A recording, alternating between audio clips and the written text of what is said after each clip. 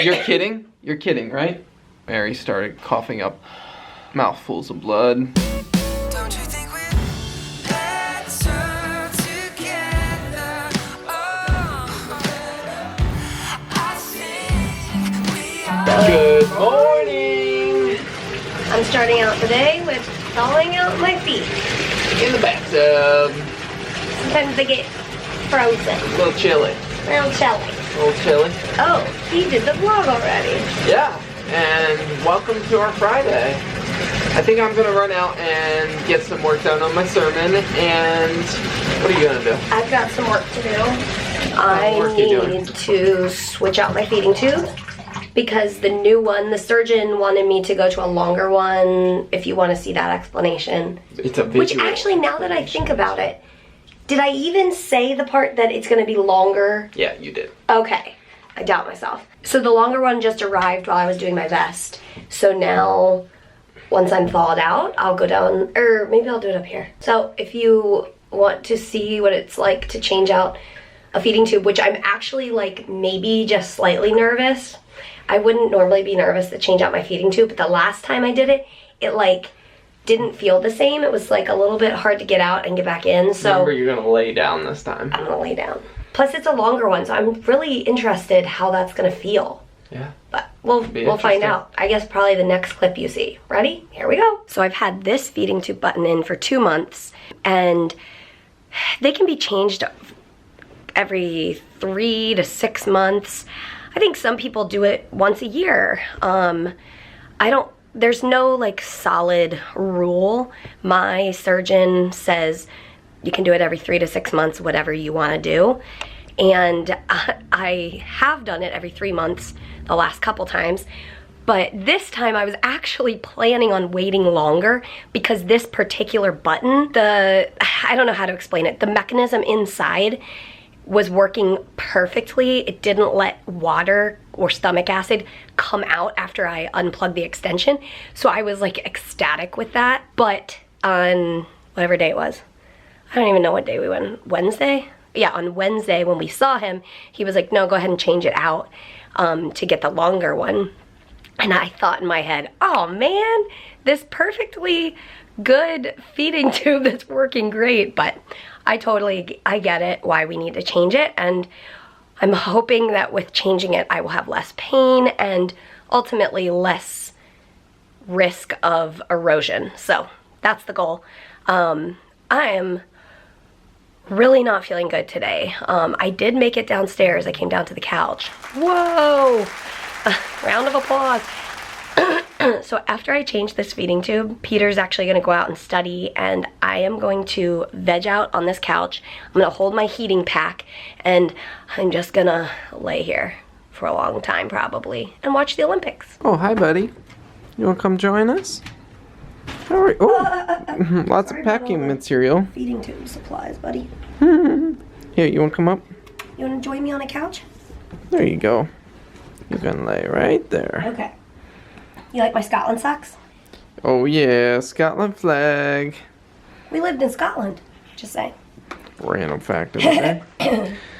Okay, I'm gonna do this. Okay, here's my new, I use the mini button. The AMT Mini 1. I had the Mickey button for the first 6 weeks, and I chose to try the mini, and I've stuck with it. And actually, guys, the feeding tube video where Mary first changed her feeding tube button at home, that video is about to hit 1 million views. That's actually our first video to hit 1 million. Isn't that crazy? I think we're like 20,000 away. It's crazy. So, your abdomen nice and relaxed? Don't use your ab muscles. I learned that the last time. Like, I sat up. And Taking the water out of the balloon.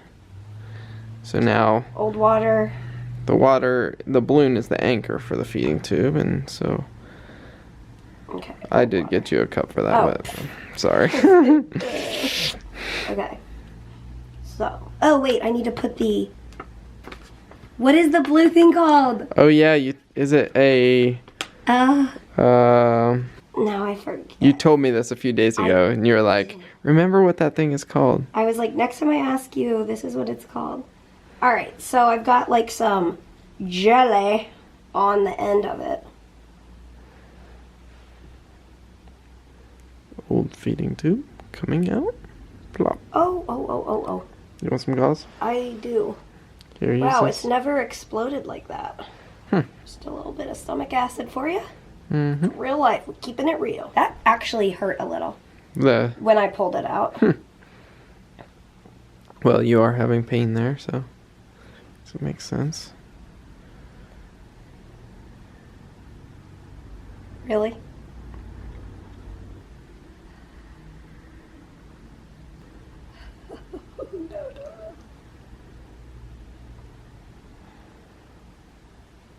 Really? You are getting a bad look on your face. Sorry. Did not mean to get a bad look on my face. Okay, so the hole is toward over here. Toward this? Yeah. Looks like.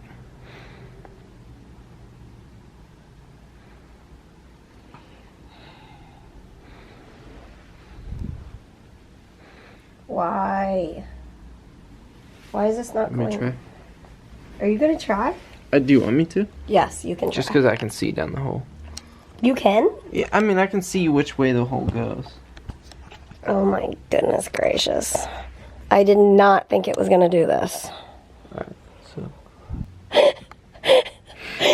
That is not relaxing. You got it? Yep. Oh, wow, that scared me a little. Okay, now I need some fresh water, please. Yep. Right here. Why did it do that though? Why did it hurt when I took it out? Well, it makes me think that like maybe the like channel is like swollen or something. The fact that you which can't... makes sense because it's been hurting so bad. Yeah. Oh wait, that's way too much water. Sorry. Oops. So this tube is 2 millimeters longer than the... Oh yeah. All right, done. Boom. Wow. What in the world? It exploded and it wouldn't go in. And I'm just so confused. Yeah. Well, good job. So now the next thing I need to do is tape it down. Mm-hmm. So part of the plan is with the longer tube, we'll keep it taped down and that'll keep the balloon inside of me away from my abdominal wall so it doesn't cause issues. Mm-hmm. Okay, flashing like a champ. That was weird, but I'm like, it's this long. Like, what could it be getting stuck on? I thought of it.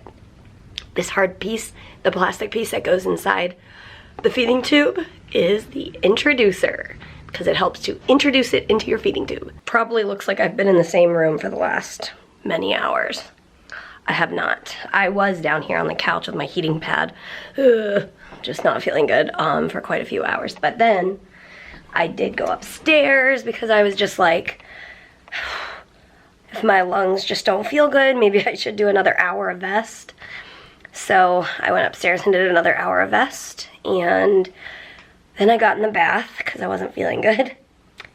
Seems to be a theme. And yeah, I did indeed get a fever today. Some days like I start feeling feverish, but I don't have a fever at the beginning of the day, but then as the day goes on, I start to get a fever. So we suspect that my low-grade fevers are just part of my body trying to fight the infection that my lungs constantly have. Thankfully, my fevers are not contagious, unless I were to like get the flu or something that's actually contagious. My fevers are just my body fighting. And the dreams of some of the greatest athletes in the world have arrived here on this 28-degree night at Pyeongchang. We're getting ready to watch the opening ceremony. I said it at the same time as him. No way. Hi people, I brought home some Chick-fil-A. We just ate and we're just gonna watch some Olympics. Right? Hi, Boise. Do you love the Poodle Olympics? Well, this was unexpected. We were laying here watching the Olympics opening ceremony and blood warning. Mary started coughing up mouthfuls of blood.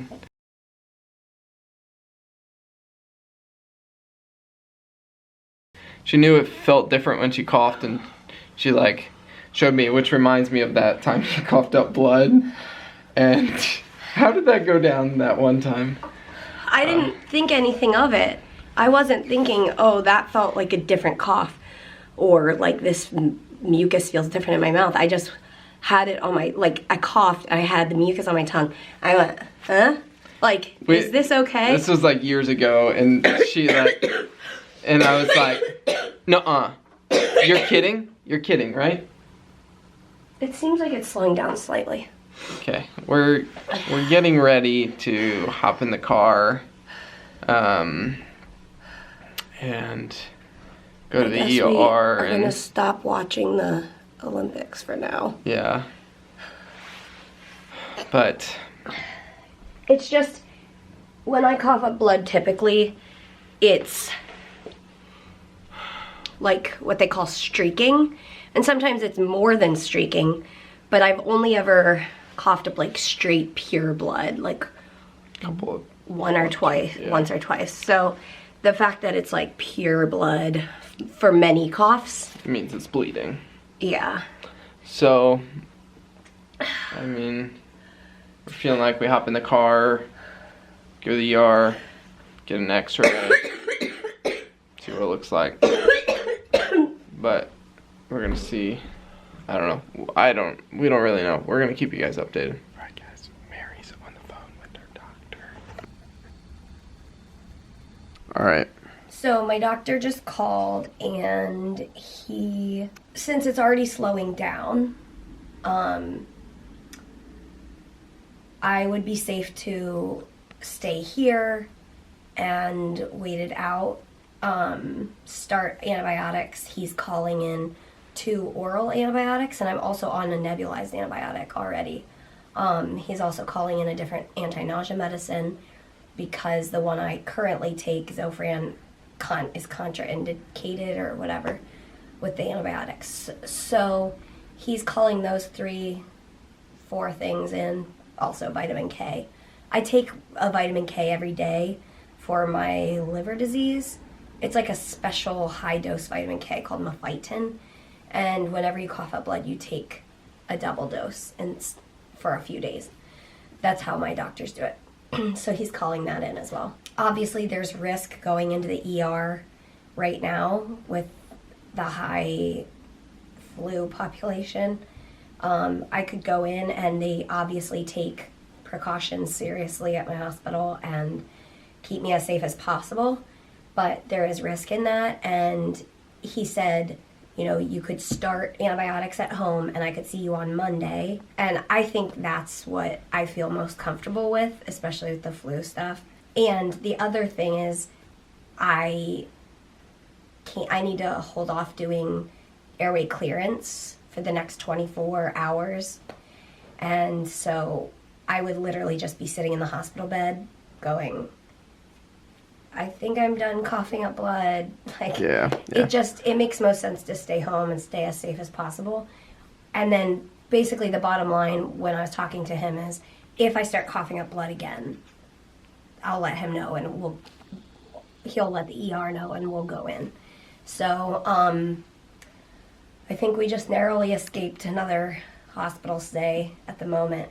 Obviously my lungs are telling me something. Coughing up blood is not that uncommon for me, for many cystic fibrosis patients. But what's different about this one is usually it is mucus with blood streaks in it, and this was just pure blood for many coughs. So it can get more severe than this, and if that was the case, there's no question if you go in or not. So we'll keep an eye on it overnight and start antibiotics tomorrow. Yep. I'm gonna go take more vitamin K, and I guess we'll say, as always, We will see you tomorrow. Good night. Don't you think Let's do this. Oh, you got up for the good night? Oh, stretch. You got your doggy? Say good night to the people. Good night, guys.